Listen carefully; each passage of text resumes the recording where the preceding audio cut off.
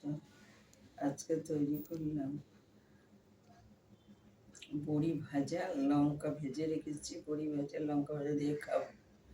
আর পটলের বীজগুলো বার করেছিলাম পটল থেকে, ওইটাও ভেজে রেখেছি, খাবো।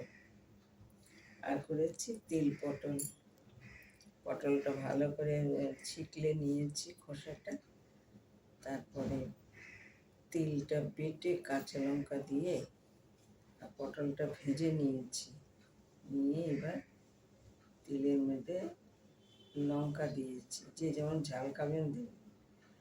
কাঁচা তেল দিয়ে তিলটা দিয়ে মেখে তারপরে আমি পটলটা ঢাকা দিয়ে বসিয়ে দিয়েছি।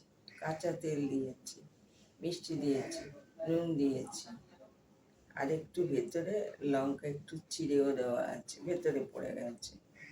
আর করেছি মটর ডাল ডাঁটা দিয়ে, সেই ডাঁটাগুলো একদম মানে এগুলো খোসা ছাড়াইনি, ভেতরে একদম নরম, টেনে টেনে খাবো। ভালো লাগলে লাইক করুন, শেয়ার করুন, আমার পাশে একটু থাকুন, একটু সাবস্ক্রাইব করুন।